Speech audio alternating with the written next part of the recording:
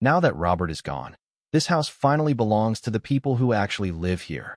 Those were the words I heard my daughter-in-law say less than an hour after my husband's funeral ended.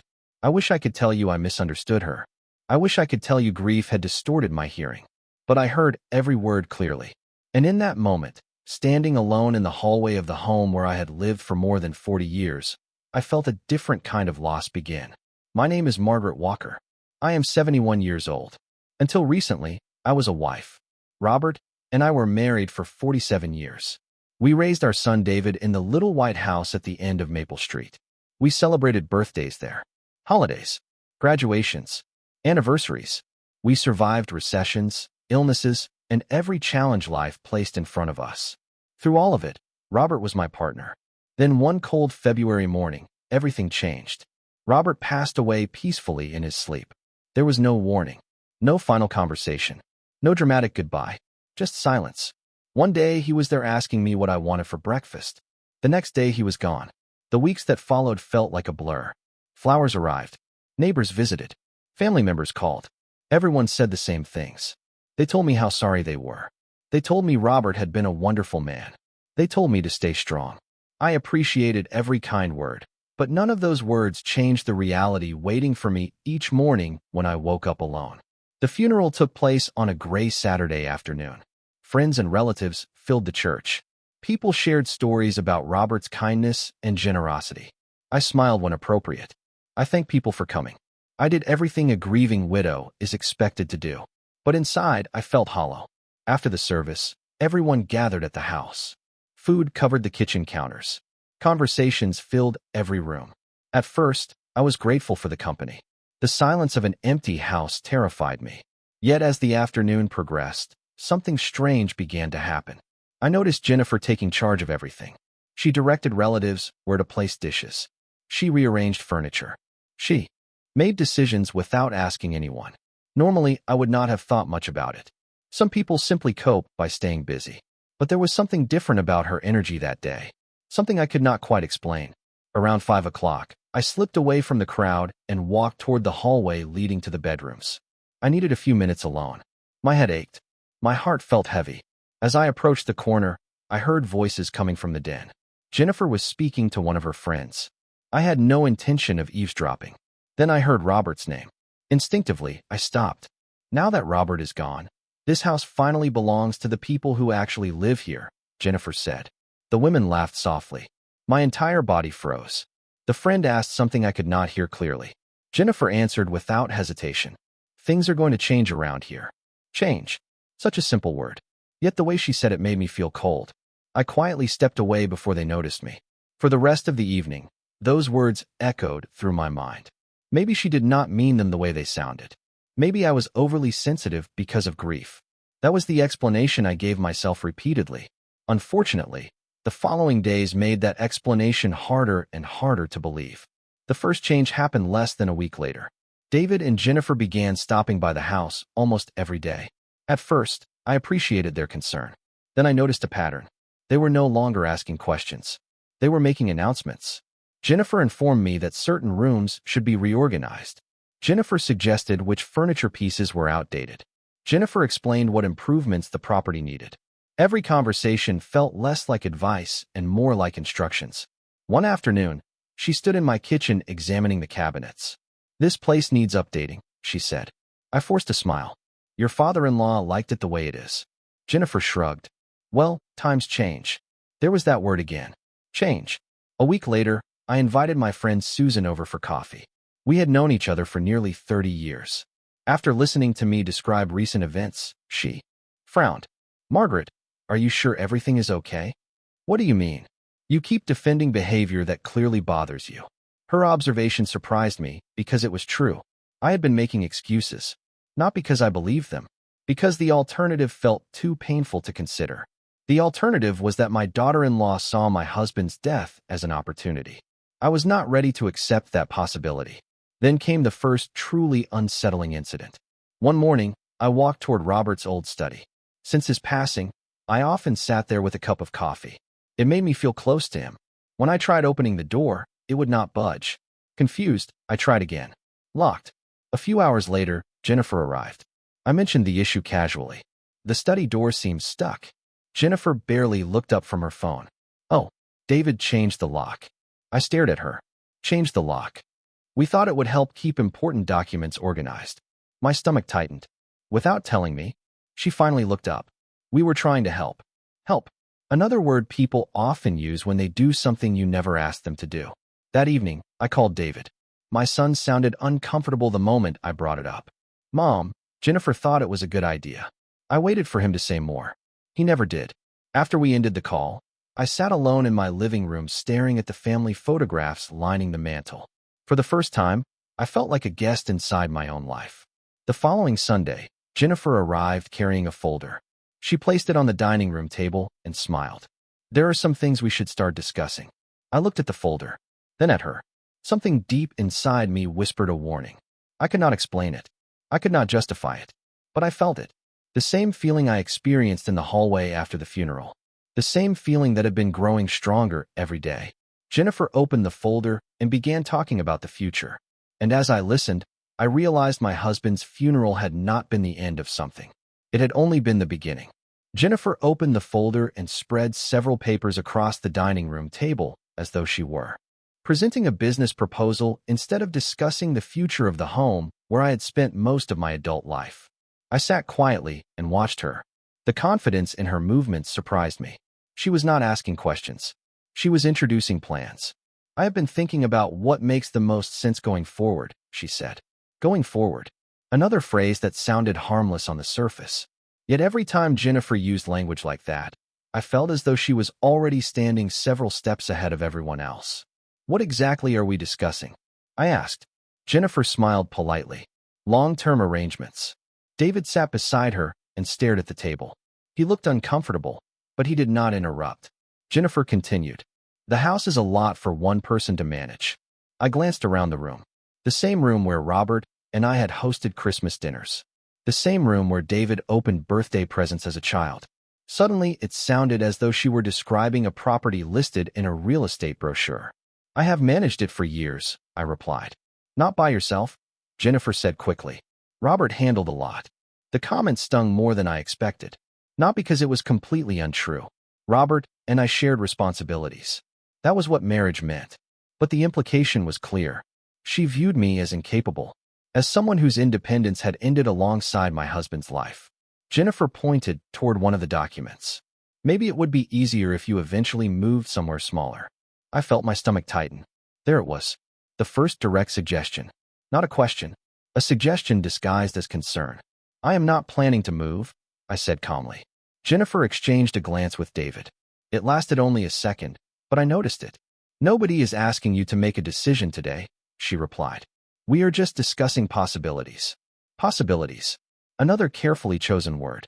The conversation ended shortly afterward, but the feeling it left behind remained with me for days. Over the next several weeks, Jennifer seemed determined to insert herself into every aspect of my life. She called frequently. She stopped by unexpectedly. She offered advice about things I had not requested advice about. At first, I tried to interpret her behavior generously. Perhaps she genuinely believed she was helping. Yet the pattern continued. One afternoon, I returned home from grocery shopping and found Jennifer standing in my kitchen. What are you doing here? I asked. She smiled. David gave me a key years ago. Then she opened my refrigerator and began examining its contents. You should not be lifting heavy grocery bags by yourself. I set the bags on the counter. I carried them from the driveway. That is exactly my point. Her tone reminded me of a parent speaking to a child. For the first time, irritation replaced confusion. Jennifer, I said carefully, I appreciate concern, but I am perfectly capable of buying groceries. She looked surprised by my response. Not angry, surprised, as though it had never occurred to her that I might resist being managed. A few days later, I met my friend Susan for lunch at a small diner downtown. The waitress had known us for years and brought our coffee before we even ordered. After listening to my latest concerns, Susan leaned forward. Margaret, can I ask you something? Of course.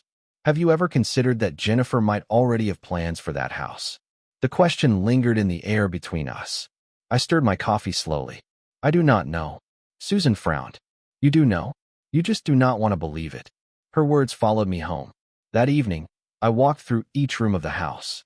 The living room, the kitchen, the guest bedroom, Robert's study. Every corner held memories. Every wall contained a piece of our history.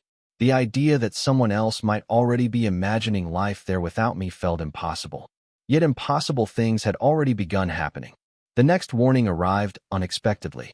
One Saturday morning, I was watering flowers on the front porch when my neighbor Carol approached. We had lived across the street from each other for nearly 20 years. After a few minutes of casual conversation, she hesitated. I almost did not mention this. Immediately, my attention sharpened. Mention what? Carol looked uncomfortable. A few weeks ago I ran into Jennifer at the garden center. And Carol paused. She asked whether I knew any real estate agents. I felt a chill despite the warm weather. Did she say why? Carol shook her head. Not exactly. She just seemed curious about property values in the neighborhood. Property values. My pulse quickened. Later that afternoon, I found myself replaying the conversation repeatedly. Perhaps there was an innocent explanation. Perhaps Jennifer was helping a friend. Yet my instincts told me otherwise. That evening, I called David. Have you and Jennifer been discussing the house? Silence filled the line for several seconds. Not really. The hesitation before his answer concerned me more than the answer itself. David. What? Please tell me the truth. Another pause. We have talked about different possibilities. There was that word again. Possibilities. Suddenly, everyone seemed fascinated by possibilities involving my future. Without including me? I asked quietly. David exhaled heavily. Mom, nobody is trying to upset you. That response told me everything. People rarely say nobody is trying to upset you when there is nothing to worry about. After we ended the call, I sat alone on the back patio as darkness settled across the yard. Robert had built that patio himself nearly 15 years earlier. I could still remember him measuring boards and sketching designs on graph paper at the kitchen table. Tears filled my eyes. Not because I missed the patio, because I missed the man who would have immediately recognized what was happening. Robert always understood people. He noticed things I overlooked. As the evening grew darker, I found myself remembering one particular conversation from years ago. We had been discussing retirement planning. At the time, I paid very little attention because Robert handled most financial matters. Yet one sentence suddenly returned to me with startling clarity. He had smiled and said, "No matter what happens, you will always have choices." At the time, I thought he was simply reassuring me. Sitting alone beneath the porch light, I began wondering whether those words meant something more. Whether Robert had prepared for possibilities I never considered. And for the first time since Jennifer opened that folder on my dining room table, I felt something other than fear. I felt curiosity. Because if Robert truly had planned ahead, then perhaps the future Jennifer imagined was not the future that was actually waiting for her. The memory of Robert's words stayed with me for the next several days. No matter what happens, you will always have choices. The more I thought about that sentence, the more convinced I became that he had intended it to mean something specific. Robert was not a man who spoke carelessly. He planned everything. He kept records for records. He labeled boxes that contained labels for other boxes. If he had wanted to leave me a message, he would have done it in a way that mattered. That realization encouraged me to do something I had been avoiding since his death. I decided to go through his files myself. The following Monday morning, I stood outside the study door that David had locked weeks earlier. The irritation I felt the first time I discovered the lock had never fully disappeared. After several phone calls, David eventually provided me with a key. He claimed he simply wanted important paperwork protected. I wanted to believe him. Unfortunately, trust becomes difficult when people begin making decisions behind your back. The study smelled exactly the same as it always had. Leather-bound books lined the shelves. Family photographs sat neatly arranged on the desk. Robert's favorite reading chair remained beside the window. For a moment, grief washed over me again. Then I sat down and began opening drawers. Hours passed. Most of what I found was ordinary. Tax records, insurance documents, old receipts, investment statements. Nothing that explained why Robert's words kept echoing through my mind. Around noon, I opened the bottom drawer of a filing cabinet and noticed something unusual. A large brown envelope rested beneath several folders. My name was written across the front in Robert's handwriting. Just seeing those letters made my throat tighten. With trembling fingers, I opened it. Inside was a short note. Margaret, if you are reading this, I am probably no longer here to explain things myself. Please speak with Daniel Harper before making any major decisions. He will know what to show you. Trust your instincts. You are stronger than you think. Love always. Robert. I read the note 3 times. Then a 4th time. Daniel Harper was an attorney Robert had worked with years earlier. I vaguely remembered meeting him at a retirement dinner nearly a decade ago. Why would Robert specifically direct me to him? The answer was not in the envelope. Yet finding the note changed everything. For the first time since Robert died, I felt as though he was still guiding me, not controlling my choices, simply pointing me toward information I needed. That afternoon, I called Daniel's office. To my surprise, he still practiced law. Even more surprising, he remembered Robert immediately. We scheduled a meeting for later that week. I told no one. Not David. Not Jennifer. Not even Susan. Something inside me said I needed answers before involving anyone else. Meanwhile, Jennifer's behavior continued becoming more difficult to ignore. A few days after I found the note, she arrived carrying a stack of home improvement magazines. She spread them across my kitchen table. I have been researching renovations, she announced. I stared at the magazines.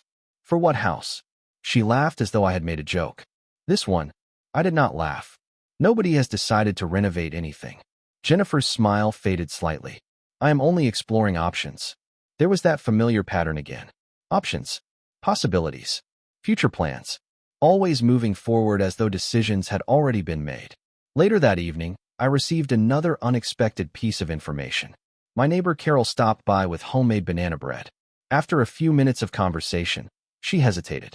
I probably should not mention this. My stomach immediately tightened. Mention what? Carol looked uncomfortable. Last week I saw Jennifer showing the property to someone. I felt completely still. Showing the property? Carol nodded. A man and a woman. They walked around the yard for almost 30 minutes. I tried to remain calm. Did Jennifer say who they were? No. After Carol left, I sat alone at the kitchen table staring at the loaf of banana bread she had brought. My appetite disappeared. Why would Jennifer be showing strangers around my property? Perhaps there was an innocent explanation. Yet innocent explanations were becoming harder and harder to find. The meeting with Daniel Harper took place on Friday morning. His office occupied the 2nd floor of a historic brick building downtown. The moment I entered, I sensed something unusual. Daniel greeted me warmly and immediately asked about Robert. His genuine sadness reminded me that my husband had been respected by many people. After a few minutes of conversation, I handed him the note. Daniel read it carefully. Then he nodded. I wondered when you might come see me. My pulse quickened. What does that mean? He opened a file drawer and removed a thick folder. My name appeared on the tab. Robert prepared several documents years ago, he explained. He wanted to ensure you would always be protected. Protected. The word hung in the air. For the next hour, Daniel reviewed paperwork that I had never seen before. Much of the legal language was complicated. Yet one fact became immediately clear. Robert had spent years carefully planning for the future. More importantly, many assumptions people might make about our assets were completely wrong. Daniel did not reveal every detail during that first meeting. He preferred explaining things methodically. Still, by the time I left his office, one conclusion stood out. The future Jennifer seemed to envision depended upon information she clearly did not possess. Driving home, I felt something I had not experienced in months. Confidence. Not because I knew exactly what would happen, because I finally understood that Robert had anticipated possibilities long before anyone else did. The following Sunday, Jennifer hosted a family dinner. Throughout the evening, she spoke enthusiastically about future projects and long-term plans. Several relatives listened politely. Others exchanged curious glances. For the first time, I noticed that people were beginning to question her assumptions. Then Jennifer made a comment that changed everything. She smiled and said, "Eventually, everyone will understand why certain changes are necessary." Eventually. Necessary. The confidence in her voice surprised even me. Sitting quietly across the table, I realized she genuinely believed she understood how the story would end. What she did not know was that a brown envelope hidden in Robert's study had already begun rewriting the future she thought was guaranteed. The weeks following my meeting with Daniel Harper passed more quickly than I expected. On the surface, nothing dramatic happened. Jennifer continued speaking about future plans. David continued avoiding difficult conversations. And I continued gathering information while saying very little. Yet beneath that calm surface, Tension was building. I could feel it every time Jennifer visited the house. She had become increasingly comfortable discussing changes as though they were inevitable. One afternoon, she arrived carrying a notebook filled with lists. I was sitting on the back patio when she joined me. Without much introduction, she opened the notebook and began talking about storage options, moving services, and housing alternatives. At first, I thought she was discussing someone else. Then I realized she was talking about me. There are several excellent senior communities nearby, she said. Some of them have transportation services and organized activities. I stared at her. Why are you telling me this? She smiled politely. I am just trying to help you think ahead. I set down my coffee cup. Jennifer, I have never told you I wanted to leave my home. For a brief moment, her smile disappeared. Sometimes people do not realize what is best for them until someone points it out. Her words settled heavily between us. That sentence revealed more than she probably intended. This was never about helping. It was about deciding. Deciding for me. Deciding without me. Deciding that my future belonged in someone else's hands. A few days later, David called and asked if he and Jennifer could stop by that evening. Something in his voice sounded strained. The moment I hung up, I knew the conversation would not be pleasant. Around 6 o'clock, they arrived together. Jennifer carried a folder. David looked as though he had not slept well in days. We sat around the dining room table where so many family meals had taken place over the years. For several moments, nobody spoke. Then Jennifer opened the folder. We need to discuss practical realities. I felt surprisingly calm. What realities? She slid several papers across the table. This house is too large. The maintenance costs are significant. The property taxes continue increasing. I glanced at the papers but did not touch them. And Jennifer folded her hands together. We think it would be best if you moved out. The room became completely silent. Even though I had anticipated something like this, hearing the words spoken aloud still felt surreal. 47 years of marriage. Decades of memories. Countless holidays. And now someone was calmly informing me that I should leave. I looked toward David. My son avoided eye contact. David? I asked quietly. He shifted uncomfortably in his chair. Mom, maybe it is worth considering. Those 6 words hurt more than Jennifer's entire speech. Not because he agreed with her. Because he could not even bring himself to disagree. I studied his face and saw confusion, guilt, and uncertainty. What I did not see was courage. Jennifer continued speaking. We have researched several options. Some are very nice. Nice. As though the issue were selecting a vacation destination rather than abandoning the home I shared with my husband. And when exactly am I supposed to leave? I asked. Jennifer answered immediately. Too immediately. Within 7 days would probably be best. 7 days. The speed of her response told me everything. This conversation had been planned long before it reached my dining room table. She already had a timeline. She already had expectations. She already assumed the outcome. I leaned back in my chair and looked around the room. Family photographs lined the walls. Robert's favorite clock ticked quietly in the corner.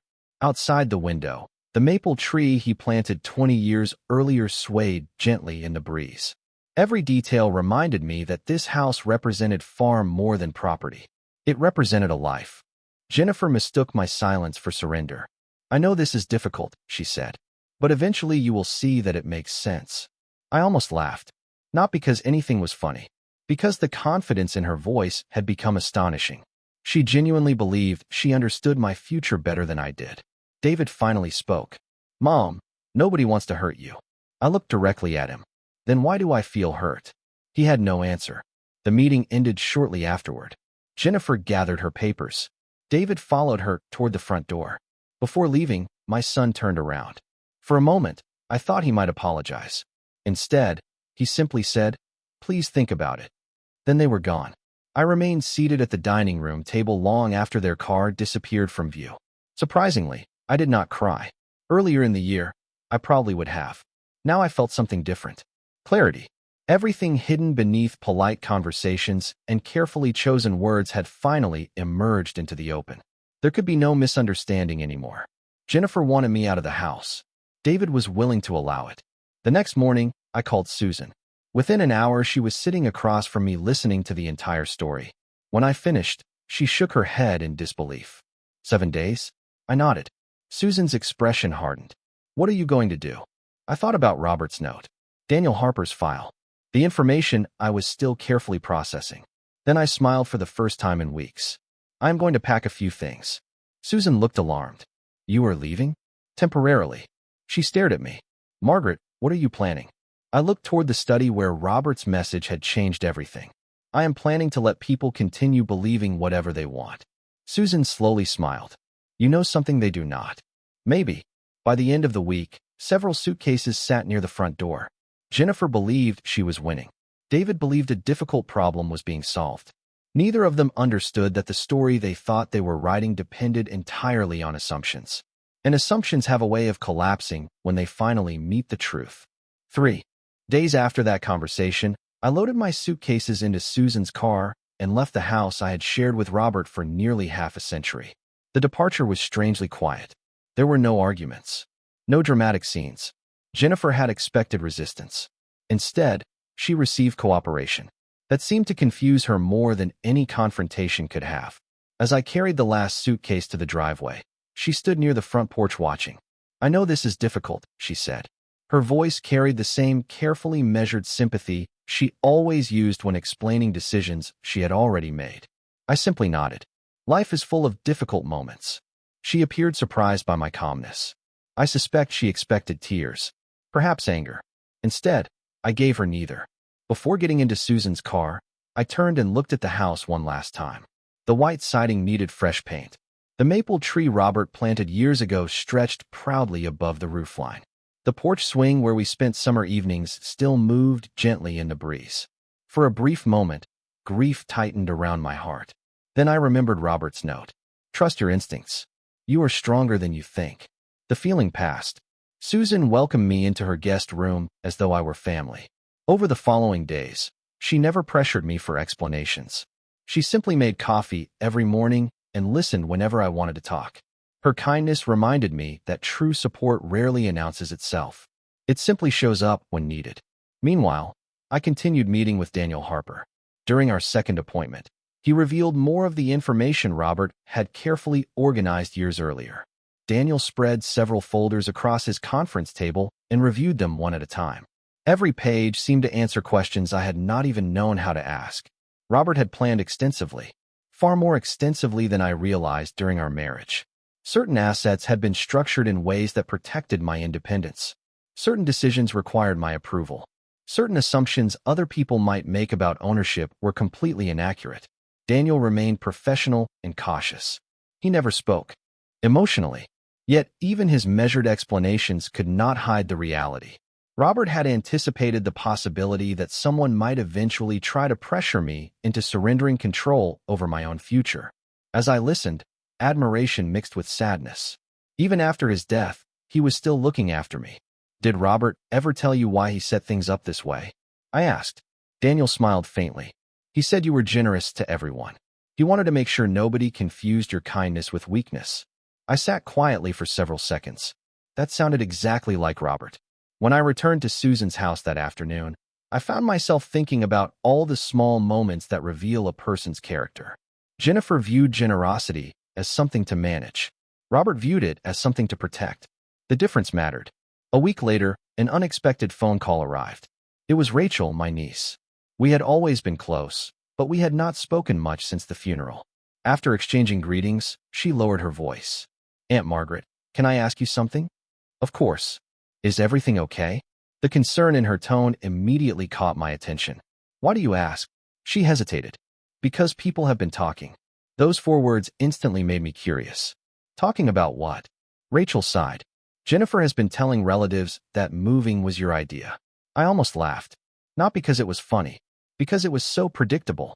Really, she says you wanted a simpler lifestyle and less responsibility. I shook my head slowly. That is not exactly how things happened. I did not think so, Rachel replied. Then she added something even more interesting. A few family members are starting to ask questions. Questions. That single word stayed with me after the call ended. Questions were dangerous for people who relied on assumptions. The more people asked, the harder it became to maintain a carefully constructed narrative. Several days later, Susan and I attended a community fundraiser downtown. During the event, I encountered several acquaintances who expressed surprise about my move. Their reactions were remarkably similar. They had heard different versions of the Story. None matched reality. By the end of the evening, one fact became increasingly clear. Jennifer had been discussing my future with other people long before she discussed it honestly with me. That realization should have angered me. Instead, it strengthened my resolve. The truth has patience. It does not need to rush. It simply waits for the right moment. That moment arrived sooner than expected. On a rainy Thursday afternoon, Daniel called and asked if I could come to his office the following morning. There was something unusual in his voice. Not concern, not urgency, confidence. When I arrived, several new documents sat neatly arranged on his desk. Daniel gestured for me to take a seat. Then he opened a folder I had never seen before. "Margaret," he said carefully, "there is something else Robert wanted you to know." My heart immediately began beating faster. Daniel slid a document across the desk. At first glance, it looked ordinary. Then I read the title. The moment I understood what I was looking at, everything changed. Every conversation, every assumption, every plan Jennifer believed was already settled. Suddenly, the entire situation looked very different. I looked up at Daniel in disbelief. He nodded calmly. "Yes," he said, "that changes quite a few things." And for the first time since leaving my home, I realized Jennifer's confidence had been built on a foundation that was about to disappear. For several seconds, I simply stared at the document lying on Daniel Harper's desk. The title itself was enough to explain his confidence. Robert had established a carefully structured trust years earlier, and the document made one fact unmistakably clear. The house was not controlled by the assumptions Jennifer had been building her plans around. The property, along with several other assets, had protections attached to it that ensured my right to make decisions remained intact. More importantly, those protections could not simply be brushed aside because someone believed they knew what was best for me. I looked up at Daniel. "Why did Robert never tell me all of this?" Daniel smiled gently. "He did tell you pieces of it. You just trusted him enough not to worry about the details." He was right. During our marriage, I never felt the need to question Robert's planning. He was thoughtful, organized, and careful. If he said something was handled, it was handled. Daniel spent the next hour walking me through the documents. Some sections were technical, but the overall message was surprisingly simple. Robert wanted me to remain independent.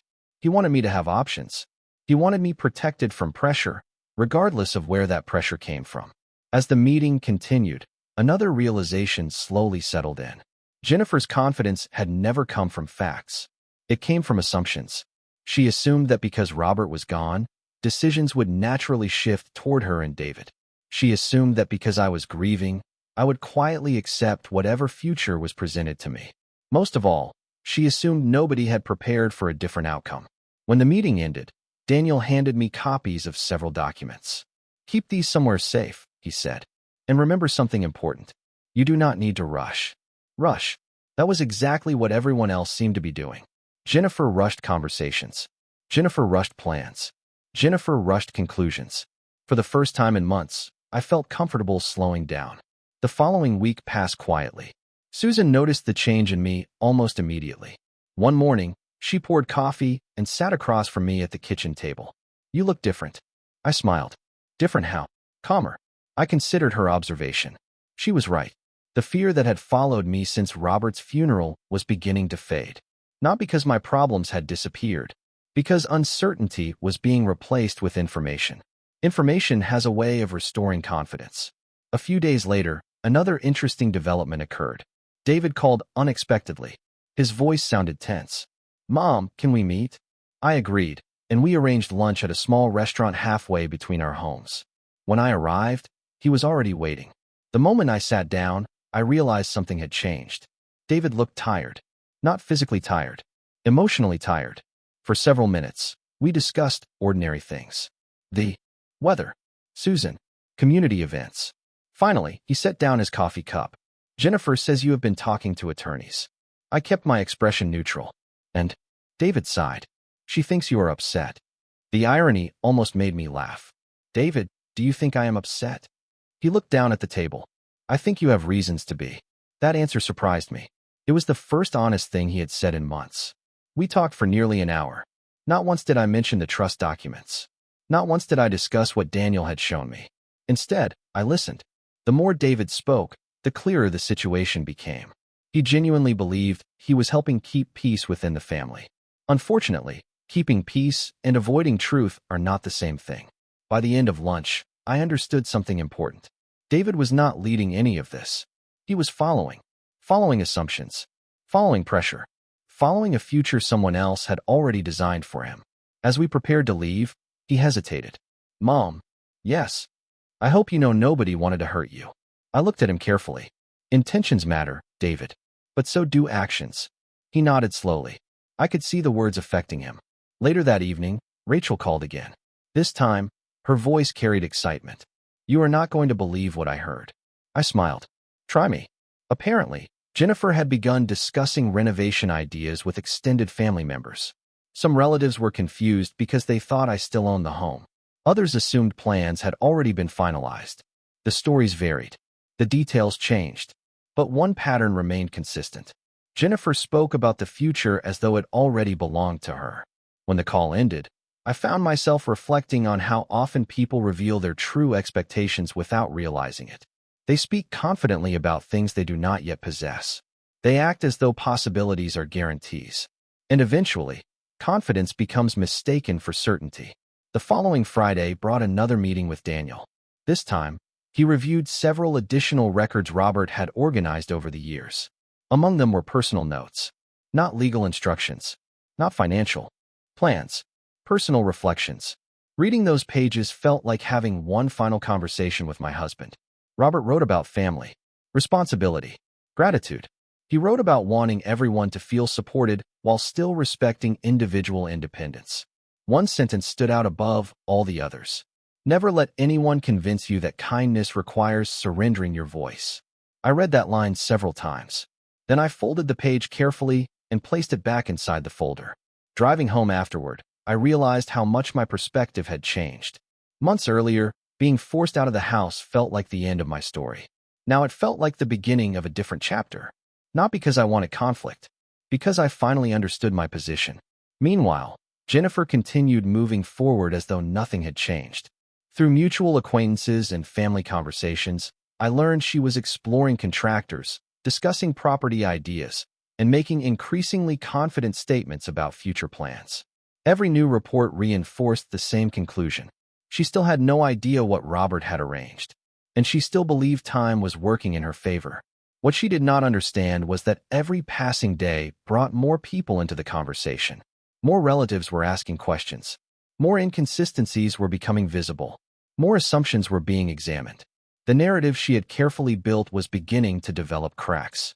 And as autumn slowly approached, I sensed something significant was coming. Because eventually, plans built on assumptions meet reality.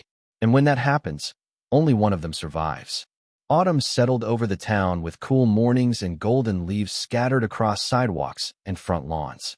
From the outside, life appeared normal. Inside our family, however, quiet shifts were taking place. The assumptions that had carried Jennifer forward for months were beginning to meet resistance. It started with small things. Questions, curious comments, relatives asking for clarification. Individually, none of it seemed significant. Together, it created pressure. One Saturday afternoon, Rachel called again. By then, our conversations had become more frequent. She had a gift for noticing things other people overlooked. Aunt Margaret, I think people are starting to compare notes. I smiled. What makes you say that? Because the stories are not matching anymore. That answer did not surprise me. For months, Jennifer had been presenting a version of events that depended on nobody asking too many questions. Unfortunately for her, families eventually talk. Information travels. Perspectives collide. Rachel explained that several relatives recently attended a birthday gathering where conversations turned toward housing, family plans, and the future.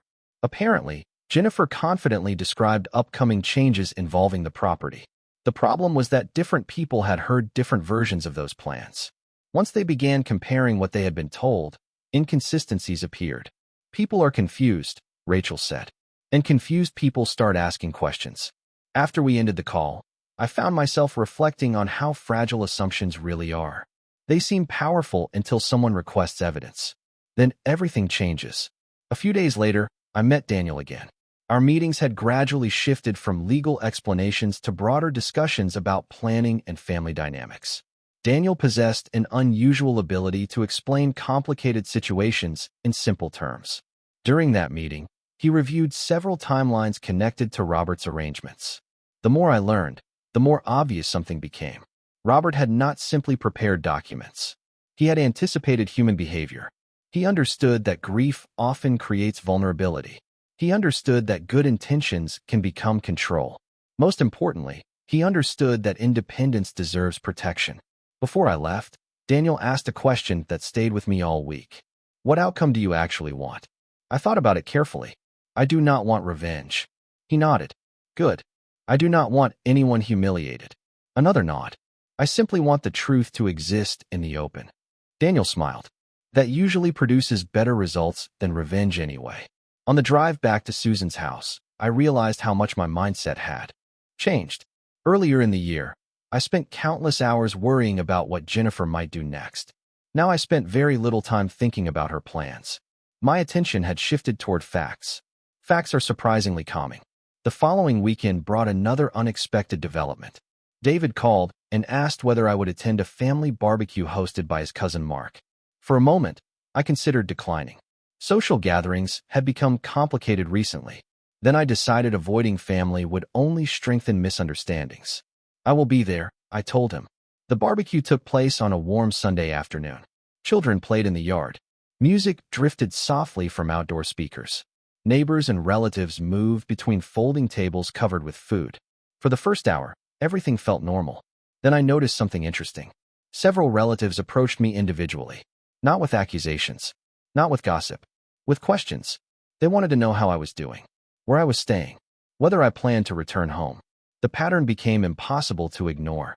People were seeking information directly from me rather than relying on second-hand explanations. At one point, Great Aunt Linda pulled me aside. I hope you do not mind me asking something. Go ahead. She lowered her voice. Did you really decide to leave because managing the house became too difficult? There it was.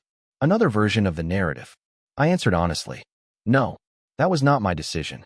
Linda's eyebrows lifted slightly. I thought so. That brief exchange told me more than a lengthy conversation ever could. Doubt was spreading. Not malicious doubt. Healthy doubt. The kind that appears when reality and explanation stop matching. Later that afternoon, I observed Jennifer from across the yard. She was speaking confidently with several relatives, gesturing as she described future plans. Yet something about her seemed different. Less certain. More aware that people were evaluating what she said rather than simply accepting it.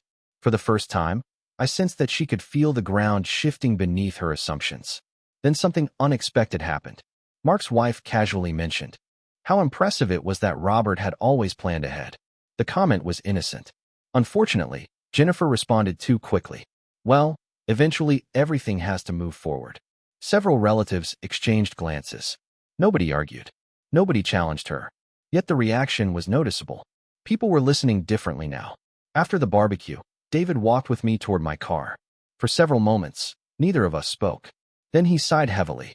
Things feel strange lately. I looked at him. Why? He hesitated. I think everyone senses tension. There was genuine sadness in his voice. For the first time in months, I felt sympathy rather than frustration. David was finally beginning to experience the consequences of avoiding difficult truths. Tension usually exists for a reason, I replied gently. He nodded but said nothing else. Over the next several weeks, more pieces began falling into place. Relatives contacted me more often. Questions continued spreading. Conversations became more direct. Meanwhile, Jennifer continued speaking about plans that still depended entirely on assumptions she had never verified. The contrast became increasingly obvious.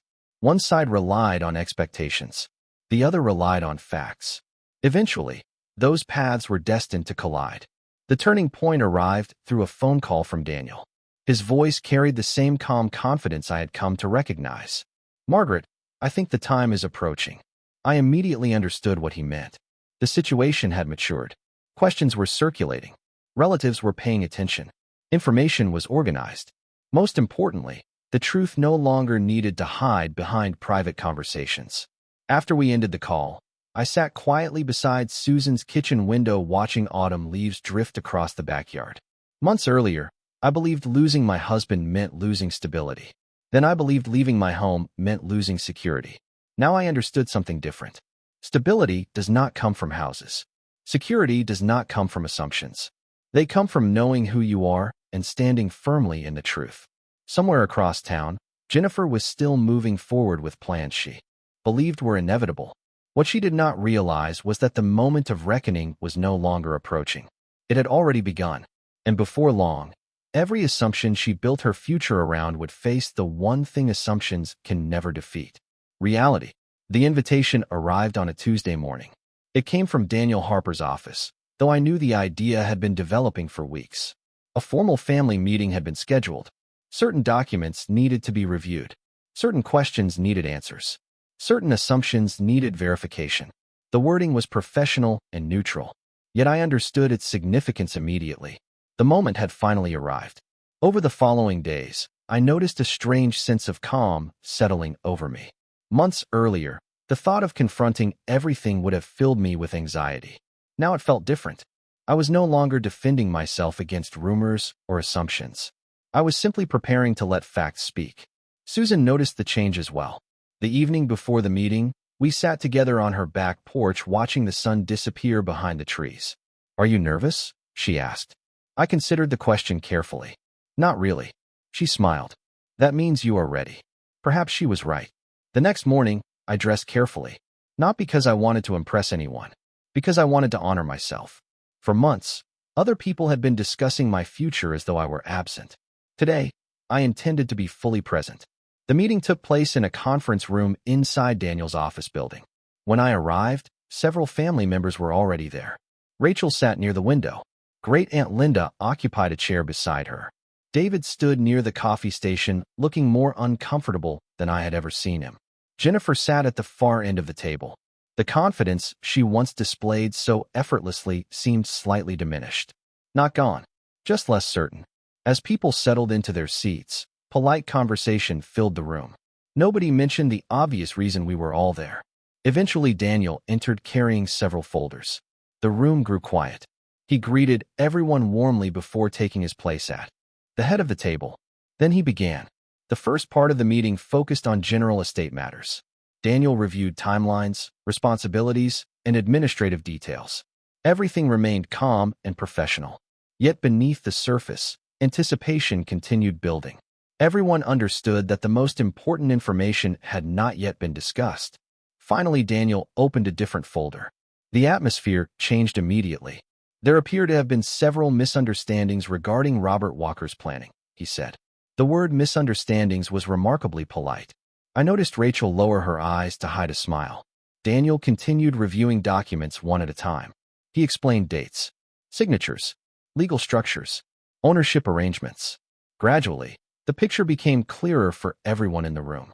Assumptions that had circulated for months began dissolving under the weight of actual documentation. Nobody argued. Nobody interrupted. Facts have a way of commanding attention. I occasionally glanced toward David. His expression shifted repeatedly as new information emerged. Confusion gave way to realization. Realization gave way to regret. Each document seemed to reveal another piece of a reality he had never fully understood. Then Daniel presented the trust structure Robert established years earlier. The room became completely silent. Several relatives exchanged surprised looks. Others leaned forward in their chairs. Everything Robert had carefully arranged now existed openly in front of everyone. Not as rumor, not as speculation, as documented fact. Jennifer remained very still. For the first time since Robert's funeral, she appeared genuinely uncertain. Daniel explained that numerous future decisions required specific approvals. Certain actions could not occur simply because someone wanted them to happen. Certain rights remained protected. Certain responsibilities remained unchanged. Most importantly, Robert's planning had ensured that my independence could not be casually removed through pressure or convenience. The silence that followed felt enormous. Eventually, Rachel spoke. "So Margaret was never supposed to lose control over these decisions?" Daniel answered calmly. "Correct." Another silence followed. This one even longer than the first. Then Great Aunt Linda asked a simple question. Was Margaret ever consulted about any of the plans that were being discussed? Nobody answered immediately. The absence of an answer spoke for itself. I looked toward David. His eyes remained fixed on the table. Months of avoided conversations seemed to weigh heavily on him. Finally, he cleared his throat. No. The honesty in that single word carried more emotion than any speech could have. Daniel continued reviewing remaining documents. By the time he finished, the room felt completely different. Not hostile, not dramatic, clear. The confusion that had fueled so many assumptions was gone. People no longer needed to guess. They knew. Eventually, Daniel closed the final folder. Are there any questions? Nobody spoke for several seconds. Then, unexpectedly, Jennifer looked toward me. Throughout the meeting, she had remained mostly silent. Now she seemed to be searching for words. I did not understand all of this, she said quietly. It was not an apology. Not yet. But it was the closest thing to acknowledgement anyone had heard from her in a very long time. I nodded politely. Neither did I at first. The difference, of course, was that I chose to learn before making decisions. Nobody said that aloud. It did not need to be said. As the meeting concluded, family members began standing and gathering their belongings. Conversations started forming throughout the room. The tone had changed dramatically. Questions that once carried uncertainty now carried understanding. Narratives built on assumptions had finally encountered reality. Before leaving, David approached me. For a moment, neither of us spoke. Then he looked directly at me. Mom, I should have listened more. I saw genuine regret in his eyes. Not performative regret, real regret. The kind that arrives when someone finally sees the consequences of their choices. I placed a hand on his arm. What matters is what you do next. He nodded slowly. Across the room, Jennifer remained seated. Her expression was impossible to read completely. Yet one thing was obvious. The future she imagined was no longer the future she expected. As I walked out of the building later that afternoon, crisp autumn air greeted me. For months, I believed the most important battle involved a house. Standing beneath the golden leaves, I realized the house was never the real issue. The real issue was whether my voice mattered, whether my choices mattered, whether my life could be reduced to someone else's convenience. Today those questions had finally been answered. And for the first time since Robert's death, I felt something that had been missing for a very long time. Not victory, peace. The weeks following the meeting brought a kind of quiet I had not experienced in a very long time. Not the empty quiet that followed Robert's death. Not the uneasy quiet that accompanied uncertainty. This was different. It was the quiet that comes when confusion finally gives way to clarity. For months, I had lived beneath the weight of assumptions other people made about my future. Now those assumptions had been replaced by facts. Facts may not solve every problem, but they create solid ground beneath your feet. One afternoon, several weeks after the meeting, I returned to the house on Maple Street. The autumn leaves had almost completely fallen. The maple tree Robert planted years earlier stood proudly in the front yard, its branches stretching across the pale blue sky. I parked my car and sat quietly for a moment before stepping out. The house looked exactly the same, yet everything felt different. When I opened the front door, memories greeted me from every corner. The familiar scent of old wood, the photographs lining the hallway, the grandfather clock Robert loved so much. For the first time since leaving, I did not feel sadness. I felt gratitude. This house had witnessed an entire lifetime. It had sheltered our family through joy and hardship alike. Most importantly, it reminded me that home is not something another person can simply take away through opinion or convenience. Over the following days, I spent time organizing rooms, sorting old papers, and deciding what the next chapter of my life should look like. That surprised many people. They expected me to focus on the past. Instead, I found myself thinking about the future. Robert always believed that life should continue moving forward, not by forgetting what came before, but by building upon it. One evening, David stopped by unexpectedly. We sat together at the kitchen table where countless family conversations had taken place over the years. For several minutes, neither of us spoke. Finally, he broke the silence. I have been thinking a lot lately. I nodded. So have I. He looked around the room before meeting my eyes. I should have handled things differently. There was no defensiveness in his voice. No excuses. Just honesty. The kind of honesty that arrives only after difficult lessons have been learned. I know, I said gently. He lowered his head. I thought I was keeping peace. Sometimes keeping peace and avoiding problems are not the same thing. He nodded slowly. I understand that now. We talked for nearly 2 hours. Not about legal documents. Not about property. About family. About communication. About how easy it can be to let assumptions replace conversations. By the time he left, I felt something important had begun healing. Not because everything was suddenly perfect, because healing begins when people finally face the truth. A few weeks later, Jennifer asked if she could meet with me privately. The request surprised me. For a moment, I considered declining. Then I remembered something Robert often said. Understanding requires conversation. We met at a small coffee shop downtown. Jennifer arrived early and appeared noticeably different from the confident woman who once discussed my future as though it belonged to her. She seemed thoughtful, careful, human. After ordering coffee, we sat quietly for several moments. Finally, she spoke. "I owe you an apology." The words were simple, yet I could tell they were difficult for her to say. "I convinced myself I was helping," she continued. "And somewhere along the way, I stopped listening. I listened without interrupting. I thought I understood what was best. I never stopped to consider whether those decisions were mine to make." There was genuine regret in her voice. Not dramatic. Regret. Honest regret. The kind that grows from self-reflection rather than embarrassment. "Thank you for saying that," I replied. She nodded slowly. "I do not expect everything to be fixed overnight. Neither do I." We spent the next hour discussing things that should have been discussed months earlier. Expectations. Boundaries. Respect. By the end of the conversation, we had not solved every problem, but we had accomplished something more important. We finally spoke honestly. As winter approached, life settled into a new rhythm. I became more involved in community activities. Susan and I continued our weekly lunches. Rachel visited often. David called regularly. Even family gatherings began feeling different. Lighter. More authentic. The tension that once lingered beneath every interaction gradually faded away. Then, shortly before Christmas, I found myself sitting alone in Robert's study. Snow drifted softly outside the window. A small lamp illuminated the desk where his handwritten note still rested inside a folder. I opened the note once again and read the familiar words. "Trust your instincts.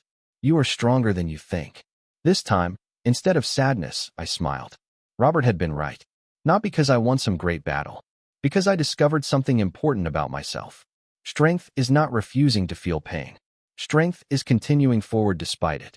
Strength is remaining kind without surrendering your dignity. Strength is protecting your voice even when others try to speak for you. Looking back, I realized the house was never the true prize. The real victory was reclaiming ownership of my own life. Nobody else gets to decide where I belong. Nobody else gets to define my worth. Nobody else gets to determine my future. Those choices belong to me. As evening settled outside and Christmas lights glowed softly throughout the neighborhood, I felt a deep sense of peace. The kind of peace that comes from surviving disappointment without allowing it to harden your heart. The kind of peace that comes from discovering that respect begins with respecting yourself. Robert's absence would always leave an empty space in my life. Some losses never fully disappear. Yet alongside that loss now existed something else. Hope. Hope for new memories, new experiences, new chapters. Because life had not ended when tragedy arrived.